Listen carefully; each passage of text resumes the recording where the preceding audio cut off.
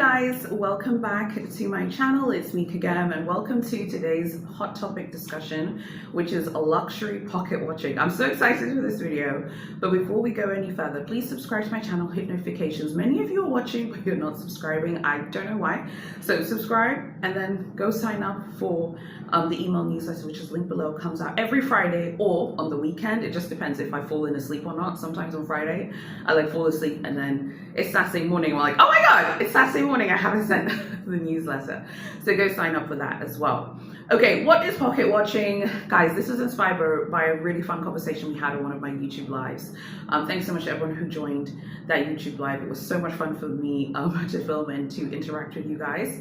And I wanted to talk about this because I think it deserves its own standalone video. Pocket watching informally is this idea of people counting how much money you have, and normally it comes from people who know you. So if it can be friends, it can be family, acquaintances, like colleagues at work, or business associates, but it can also happen from people who don't know you. So maybe if you're on social media, people can also do this. So generally speaking, it's people counting how much money you have, but it can feel negative and it can be really malicious. So in today's video, we're going to talk about pocket watching. We're going to talk also about how to deal with it, because I'm sure many of you who are watching, if you buy luxury products, you probably have had people making comments about all the money that you have or how much money they think you have and so on and so forth. Okay, so I want to start off with the examples from social media, because I think social media is a really interesting space to have this discussion. But before I do that, don't name drop anyone in this video. It's really not necessary. That's not what this video is about. And don't allude to anyone, because this is something that affects all of us. It's not just like super famous influencers who get really horrible, mean comments. Like, everyone gets these horrible, mean comments. But one of the biggest themes I noticed during my hiatus when I wasn't posting last year was the amount of people who ask really intrusive questions about people's personal finances when it pertains to luxury shopping. This is a form of pocket watching.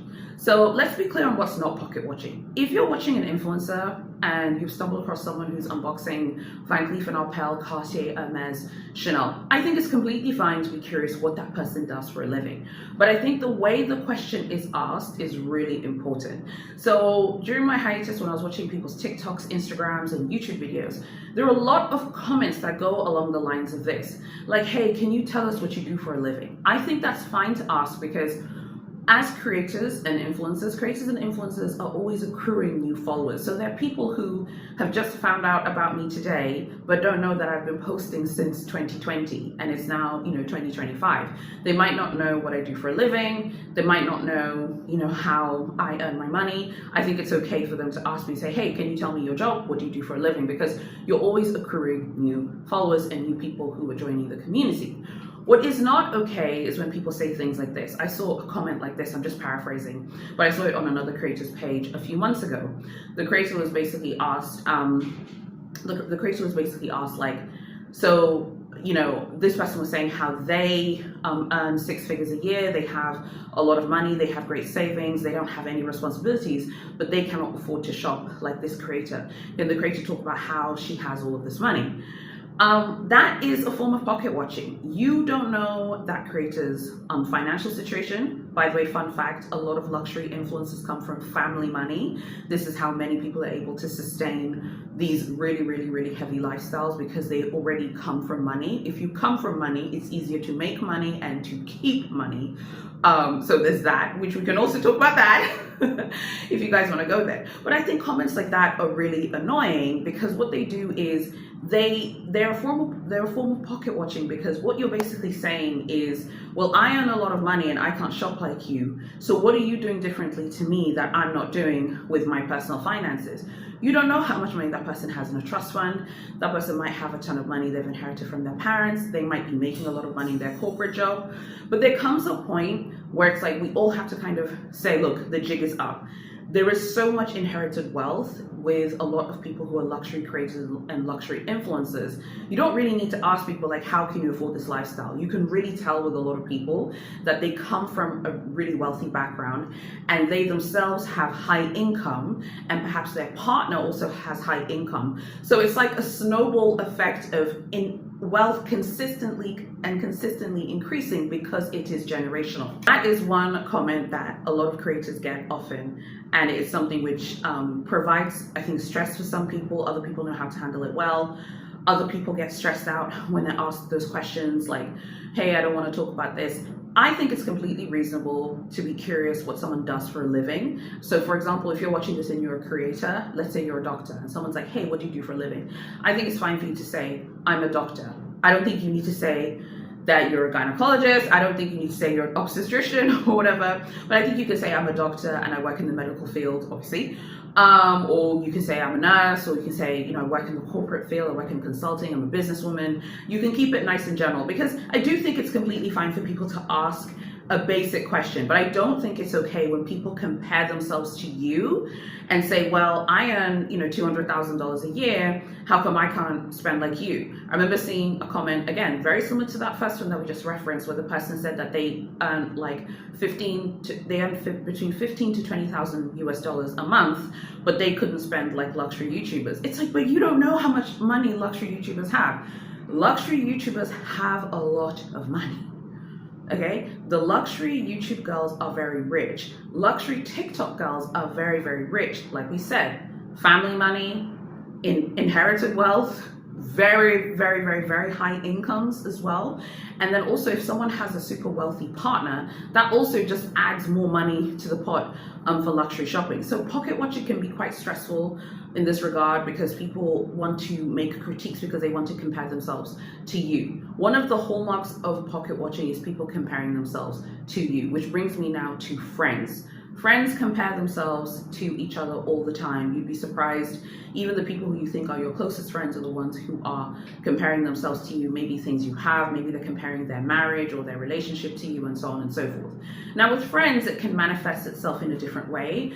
I don't think that there's like one like cookie cutter piece of advice for dealing with friendships, but when I have felt comparisons from friends and friends making comments about like pocket watching was always in relation to my business. Like it will always be like this kind of underhanded, backhanded comment. And I always get a variation of it. And I'm just paraphrasing here. The variation of a comment that I tend to get is, oh, wow, like you've come so far in your business. Like I remember when you were starting out and you were like, you just had this one tiny little office. It'll be like a backhanded compliment like that, because obviously that's not my situation today.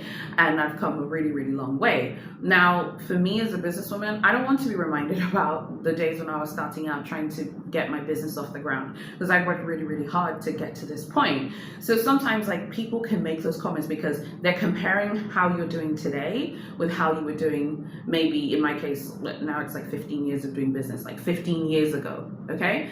So I think even with friends, you have to be careful and you have to figure out how to deal with those comments. For the most part, I brush them off. But I used to brush them off, but these days when I get those comments again, I tell people directly. It's something which I never really liked, because it always felt like a shady little dig at me, like, oh, well, I remember when you were like struggling all those years ago and nothing was happening for you, and now things are happening for you. I don't do that to other entrepreneurs and other business people. I never compare their previous success with where they are today, because I really don't like when people do that to me. Now that's just a personal thing for me. You might be watching that and thinking, well, maybe the person didn't mean harm. I heard how the comment was said, because don't forget, when you're with a friend, you're probably speaking like face to face, you're probably meeting in real life, or you're having a conversation on the phone. You can hear tone, you can hear intonation, and you can tell when people are being snarky and are trying to be slick and cute. Now, for me, confronting people has been a good decision, where I just say, hey, I don't like when you say that. Please, can you not say that? Like, I actually find it kind of offensive. I find that sometimes when you just deal with people directly, I know it can seem like, wow, that's a bit forward, but it actually gets people to stop, because you'd be surprised how many people are never confronted about their behavior. There are a lot of people in your personal life, in your friendship groups, your family, colleagues, business associates, who are not held accountable for their actions, because humans are inherently people pleasers. I talked about this on my personal account as well one day when I did I put a sticker like ask me a question, and I was answering a question that was asked, and I was basically saying that I am not a people pleaser. I'm not going to sacrifice my emotional happiness to make you feel comfortable, particularly if you're trying to make me feel unhappy. So with some of these pocket watching comments from friends, you have to figure out, like, is the friend kind of having a dig at your expense but trying to make it seem like it's a joke? You know those people who are always joking? They're not joking. I call those people out often, and I think they need to be called out, because everyone has that one friend who's like, oh, I was just joking, I was just joking, I was just joking. Joke about their life. Joke about the struggles in their life, and then we'll see if they're laughing. So when it pertains to friends, you are the one who knows the boundaries, because everyone approaches their friendships differently. I don't like it when friends make comments about me trying to get my business off the ground, because business is really, really hard. Getting your business off the ground is incredibly difficult. It's stressful. In some cases, it can be really traumatic. It is an incredible source of pressure and stress. So when people try and remind you of those tough days, it can sometimes feel like, well, why are you doing that? Like, why are you trying to bring that up? That brings me on to family. Family are some of the biggest pocket watchers, family members. We love them. We love our family, of course, but family members know how to pocket watch, particularly if your lifestyle changes. You get a job promotion, you're doing really well in your career, you decide to retire early, or your business is going really well. Naturally, lifestyle creep does happen. People can say, oh, lifestyle creep shouldn't happen. Lifestyle creep does happen because we're human beings, and that's how human beings are. And I think sometimes family can really be a huge source of these critiques and things like that, because they are just seeing you change so quickly, and that can be super jarring for people in your family who maybe they were used to you as like an 18-year-old, 19-year-old, and now in my case, for example, I'm 38, and they're like, wow, her life has really changed. She's like this, and she's like this, and she's going here, and she's doing this. So with family, I think one must tread it carefully and think about the current relationship with your family. If people in your family make a lot of comments about the things that you have, like, oh, you have really nice handbags, or you have nice clothes, I think that you should always accept those graciously. If people ask you, for example, how much does something cost, I have found that it is less stressful if you just say that your boyfriend or your husband bought it for you. Now, I know that for some of you, you're like, that's really annoying. Like, I bought it for myself. I get that.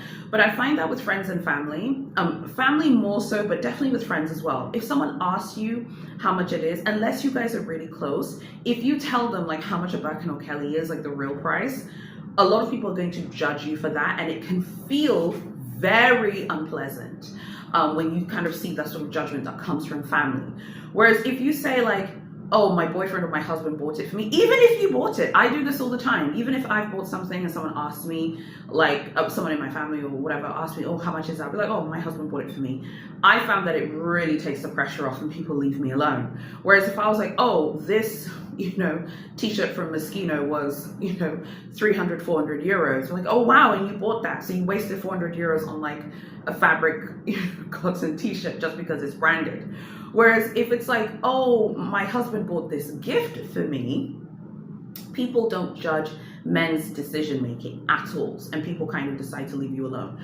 With family, I avoid comments about how much things cost, unless I'm really, really close to that family member. One of the reasons to stay away from telling family members how much things are is because they'll end up comparing themselves to you. This will happen. It doesn't matter if you don't want it to happen. I have found it is just so much more less threatening if you tell them that your boyfriend or your husband bought it. The moment I would be like, oh, my husband bought this to me, or my boo bought this to me, even if he didn't. And in a lot of the cases, he didn't, okay? To the point where it's a running joke. He's like, oh, look, there are more things I've bought for you. You know what I mean? I found that people would leave me alone. But the times when I've answered honestly, I remember once answering honestly about like one of the Moschino t-shirts that I had bought. Someone who I know had asked me like how much it was. I told them, and the person was like, oh my God, I could use that money right now to pay my bills. It was an awkward feeling because the Moschino clothing is not really expensive relative to other luxury clothing, but yeah, compared to like, the high street and things like that, yeah, it's gonna sound like a lot of money compared to other things that are not as like that are basically cheaper than those garments. So it did feel very awkward, and it wasn't a nice feeling because I was like, oh, okay. Anyway, let's just move on and talk about something else, because I don't know what the person expected me to do. Now, the next thing we're going to discuss when it pertains to pocket watching is how to deal with it. You can have two options. You can either like confront people, or you can be gracious about it. I find that maintaining relationships with people is really important, but I'm also not a pushover, and I'm not a people pleaser, and I don't think any of you should be pushovers or people pleasers. I think you need to pick your battles, and also understand that sometimes when people are doing pocket watching, it's not about you. A lot of the times it's about them and how they feel. You know, it's human nature for one to compare oneself. People do this all the time on social media. If you're meeting your family and your friends for dinner, for drinks or whatever, people are going to compare themselves because they want to think that they're doing better than you. There's always someone who has more money than you. There's always someone who's doing better than you. There's someone who has better clothes than you, a bigger house than you. There's no point you kind of feeling bad about it. So if someone who you know in your friendship or your family circle is counting all the money that you have, let them count the money that you have. Don't try and change them, because that person might be going through their own financial issues. I found that also with this pocket watching stuff, when you try and help people, you get punished. Like the saying goes, no good deed goes unpunished. You will be punished if you try and help and support people. Some people feel like, oh, you know, she has all this money, she has all these nice things, and now she's trying to like look down on me by like offering to help me or to support me, even if you mean it out of kindness and out of love. So I think that the way to handle it is on a case-by-case basis. With friends, if a friend makes me feel uncomfortable, I no longer roll over and let it go. I will confront that person then and there. And if they make a pocket watching comment that I think is inappropriate, then and there I will handle it. I'm not going to stay quiet about it and then feel bad about it later and then bring it up later. I'll be like, hey, I didn't like when you said that, and I don't like when people say that. And I might even explain like my reasons why. Like, starting a business is super hard, and I'm so proud of like how far I've come in business, but I want to focus on today and the future. I don't want to look back. So please don't talk about like, you know, the early days when I was trying to get my business off the ground and it was like a struggle, because then it doesn't make me feel good about myself. I want to feel good about where I am today, which is a long way away from where I was then. So that's just a random example that I'm giving you, but you know what I'm trying to say. And I think it's just really, really important to make sure that you're standing up for yourself, because no one's going to care about you more than you care about you. And with family, again, pick and choose your battles. I feel like with your parents, you just kind of have to let them say whatever they want. They're your mom and dad. They're going to give their comments. But I think with other family members, I think it's also okay to put up those boundaries and say, hey, how much did this cost? You know, I don't actually remember how much this cost. I got it ages ago. That's another thing that you can say that can stop pocket watching. Oh my God, how much was that bag? Oh my God, babe, I don't remember. He bought it for me as a gift, you know, just came home one day and it was gifted to me from my boo. You know, things like that. Versus you being like, yeah, this YSL eye care bag is $4,000. Like, some people are gonna look at you like you're a turtle and they don't even understand like why you're spending that money. So in summary, when it pertains to pocket watching, it's always gonna happen. People are always gonna compare themselves to you or to other people. Don't fall for it. If you find yourself comparing yourself also, particularly to influencers and creators, understand that there are always going to be people online showing really expensive things who have fantastic sums of money. Those people exist. They're all over TikTok, especially. There are a lot of them on TikTok who are unboxing massive luxury hauls. Like, the massive luxury hauls are on TikTok right now. There are always people who have more money for whatever reason. Maybe they have better investments than you, they have a bigger savings account than you. So it doesn't really help anyone to be like, well, I earn, you know, $500,000 a year and I can't spend like that person. Well, you don't know that person's personal finances and it's not your business. So just focus on you and what you're doing. Let me know what you think about this video. What are you guys' thoughts on pocket watching? Do you think influencers and creators should disclose what they do for a living? Do you think that they should be able to answer some basic questions about how they're able to afford their lifestyles if they're unboxing Van Cleef and Cartier and Hermes and Chanel and Louis Vuitton? And how do you deal with pocket watching in your personal life as well? Thank you so much for watching. God bless you guys, and I'll see you very soon in my next video.